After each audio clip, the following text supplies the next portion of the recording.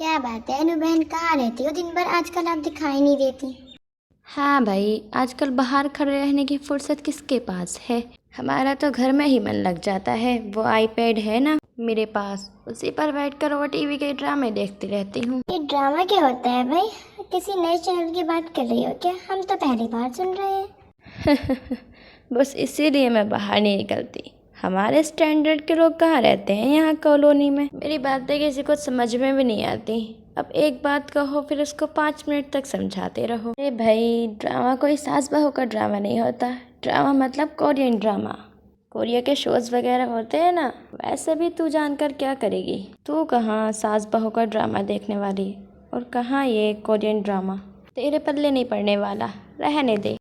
अच्छा भाई, हम तो छोटे लोग हैं और तुम हो बड़ी हाई फाई। अच्छा एक बात बता, तुम्हें ये कोरियन की भाषा कब से आ गई जो तुम कोरियन ड्रामा देखने लगी?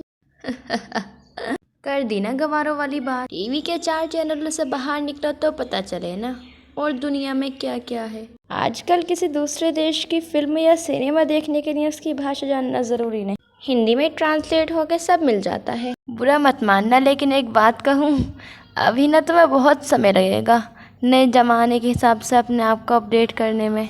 अब हर कोई अनु शर्मा थोड़ी होता है जो जमाने के हिसाब से कदम मिला के चले। टीला अपनी गली में अपनी सहेली अनु से बातें कर रही होती है, तभी चाट बेचने वाले की आवाज आती है। अरे तू छोड़िए ड्रामा, कोरियन ड्रामा। चल चलकर गोलगप्पे खाते हैं, मजा आ जाएगा।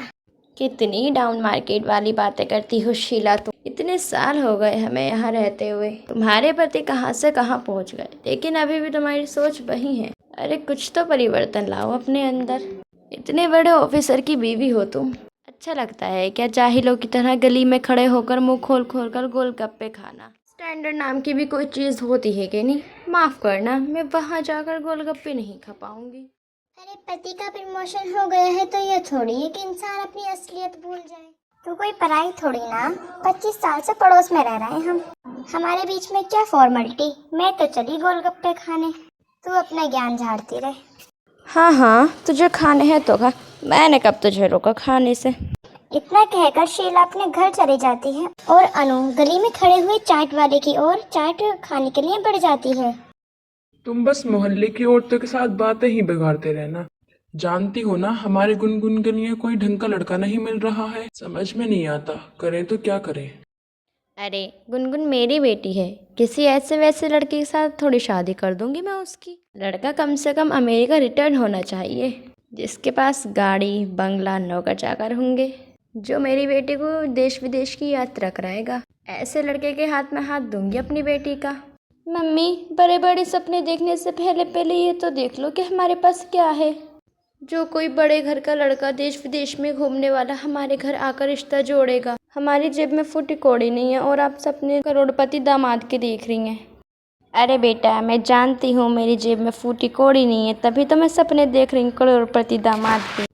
तभी तो मैं चाहती हूँ कि मेरी बेटी ऐसे घर में ना जाए कि उसे अपनी माँ जैसी ज़िंदगी ना जीनी पड़े। तभी तो मैं तेरे लिए विदेशी दामाद ढूंढने की बात करती हूँ। विदेश में बैठे हुए लड़कों को क्या पता कि हमारे पास इंडिया में क्या है और क्या नहीं।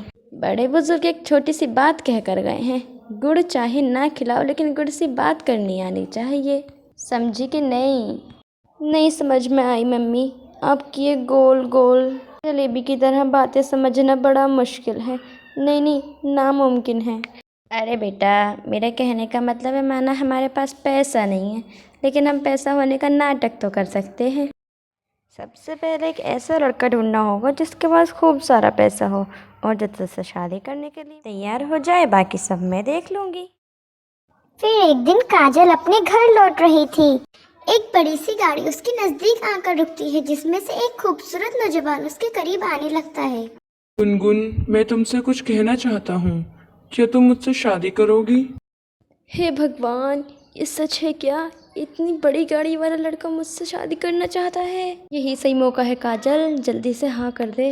मम्मी पापा के भरोसे बैठ रही तो कुंवारी ही मरेगी, उनसे तो कुछ होने वाला ही नहीं है। लेकिन तुम मेरा नाम कैसे जानते हो? मैं तो तुम्हें नहीं जानती। आजकल के ज़माने में ये कौन सा मुश्किल काम है। तुम कौन से कॉलेज से पढ़ी हो, तुम्हारा गली मोहल्ला नाम सब पता लगा लिया मैंने। मैं तुमसे सच्चा प्यार भी करता हूँ। लो, ये तो सब जानता है मेरे बारे में।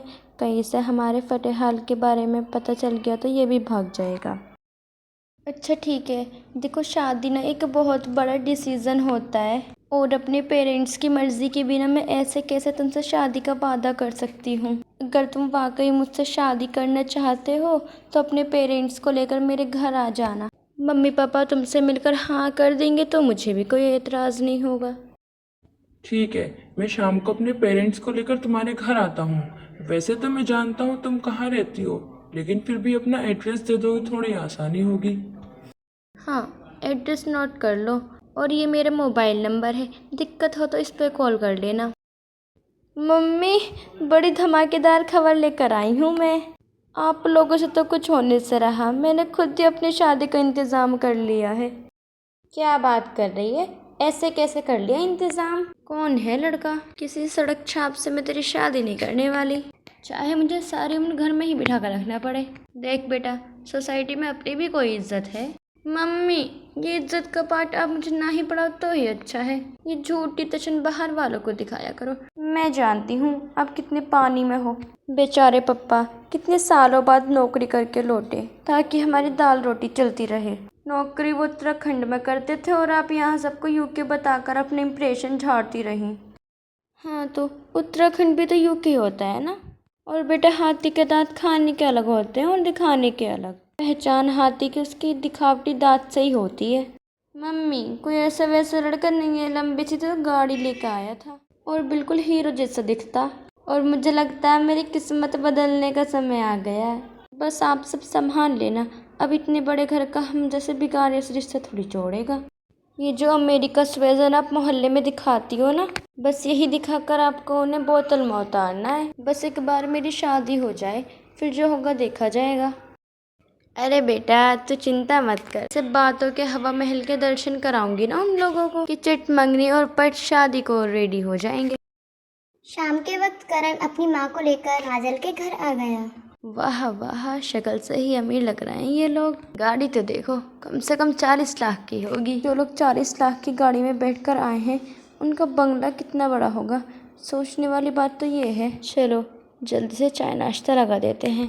काजल रवि के लिए नाश्ता लेकर हॉल में जाती है। मम्मी, ये इतने बड़े लोग हैं और हमारे घर में पानी का फिल्टर भी नहीं है, कैसे पिलाएंगे इनको ये पानी? अरे तो टेंशन न ले, मैं हूँ ना। लीजिए बहन जी, ये पानी हमने स्पेशल अरब कंट्री से मंगवाया है, बहुत महंगा है ये। वाह बहन जी, आप पानी अरब से मंगवाती हैं? जी, वो क्या है ना, उम्र भर तो ये यूके में रहे हैं और हमारे यहाँ तो सब इम्पोर्टेंट सामान ही रहता है। इंडिया की मार्केट कहाँ है इस लायक, सब लो क्वालिटी का ही सामान मिलता है यहाँ। करण बेटा, मेरी बेटी के हाथ का खाना खाकर देखिए, मसाले मैंने स्पेशल ईरान से मंगवाए हैं। बहन जी, वाकई बहुत स्वादिष्ट खाना बना है। हमने भी वर्षों से यहाँ से कुछ नहीं खरीदा। हमारा भी प्राइवेट जेट है, जब भी कुछ मंगवाना होता है उसी में बैठकर निकल जाते हैं। यूएस यूके जहाँ भी जाना हो। यूएस यूके की बात तेरी सास तो ऐसे कर रही है जैसे कि चांदनी चौक ही जाना हो। कुछ ज़्यादा ही रईस लोग हैं ये। मैं तो कहती हूँ बेटा, छोड़िए रवि का चक्कर, हमारी पोल खुल गई तो लेने के देने पड़ जाएंगे। क्या मम्मी, इतनी बड़ी मुर्गी फंसी है और आप कहती हो कि मैं इसे जाने दूँ? आप बस जल्दी से शादी की तारीख फिक्स कराएं। रवि बेटा, तुम तो कुछ खा ही नहीं रहे हो, खाओ बेटा।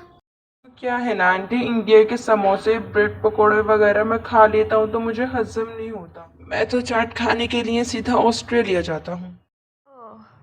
वाह बेटा वाह, हमें तो अपनी बेटी के लिए आपके जैसा ही रिश्ता चाहिए था। देखो ना, हमारी सोच कितनी मिलती है। अच्छा बहन जी, अब शादी की बात कर लेते हैं, बाकी बातें तो बाद में भी होती रहेंगी।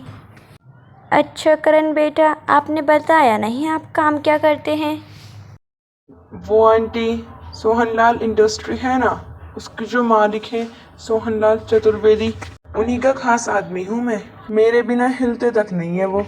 एक दिन ऑफिस न जाऊँ तो सारा ऑफिस सिर पर उठा लेते हैं वो। हाँ हाँ बेटा, आपकी बात समझ रही हूँ मैं। आप लोगों को देखकर ही समझ आ रहा है कि बात तो है आप लोगों में। दोनों परिवारों ने मिलकर शादी की तारीख पक्की कर ली और आने वाली 20 तारीख को ही काजल और करण की शादी होना तय हो गया था। वो क्या है ना मम्मी जी, मैं एक जरूरी काम से जर्मनी जा रहा हूँ। वहां से लौटते ही मैं तुरंत गुनगुन को शादी कर हमेशा के लिए अपने घर ले जाऊंगा। 2 दिन बाद। वैसे तो ये फॉर्मेलिटी है, लेकिन फिर भी किसी दिन समय हो तो हम लोग आपके घर आकर तसल्ली करना चाहेंगे। अरे बहन जी, शादी की डेट पक्की होते ही हम तो एक दिन के लिए लंदन आ गए हैं। यहाँ से शादी की शॉपिंग करके अब तो शादी से एक दिन पहले ही घर लौटेंगे। आपको भरोसा नहीं है क्या हम पर? अरे नहीं नहीं बहन जी, ऐसी कोई बात नहीं है। जाने दीजिए, अब शादी में ही मुलाकात होगी। शादी से 2 दिन पहले। काजल बेटा, देख तेरी ससुराल से लहंगा आया है, दामाद जी खुद लेकर आए हैं। अरे वाह, लहंगा तो बड़ा ही खूबसूरत है। खूबसूरत क्यों नहीं होगा, तुम्हें पता भी है अमेरिका के सबसे बड़े डिजाइनर से डिजाइन कराया है मैंने स्पेशली तुम्हारे लिए। इस लहंगे की कीमत जानकर ना तुम हैरान रह जाओगी। खैर तुम कीमत के चक्कर में मत पड़ो, बस अपनी शादी की तैयारी करो। अच्छा मम्मी, मैं अब चलता हूँ। अरे बेटा बैठो तो ज़रा, चाय नाश्ता करके तो जाना। नहीं मम्मी, मुझे अभी थोड़ा काम है। करण के जाने के बाद। मम्मी, ये डिज़ाइनर लहंगे ऐसे होते हैं क्या? कुछ ज़्यादा ही सिंपल नहीं लग रहा ये? मुझे तो ऐसा लग रहा है कि यहाँ की लोकल मार्केट में 3-4 हज़ार का मिल जाएगा। लेकिन मैंने गलती से भी ये बात करण के सामने कह दी तो नाराज़ हो जाएगा वो। अरे नालायक, थोड़ा अमीरों की तरह बोलना और सोचना सीख ले। अमीर लोग ऐसे ही डिज़ाइनर और सिंपल कपड़े पहनते हैं, और डिज़ाइनर कपड़े सिंपल ही होते हैं। चमचमाते कपड़े तो पटरी मार्केट में मिल जाते हैं। अब वैसे कैसे अचानक डिज़ाइनर और अमीरों की तरह सोचना शुरू कर दूँ मैं मम्मी? मैंने तो बचपन से ही पटरी मार्केट के कपड़े पहने हैं ना, तो चॉइस भी वैसी ही हो गई है। जल्द ही करण की और काजल की शादी का दिन आ जाता है। अगले दिन।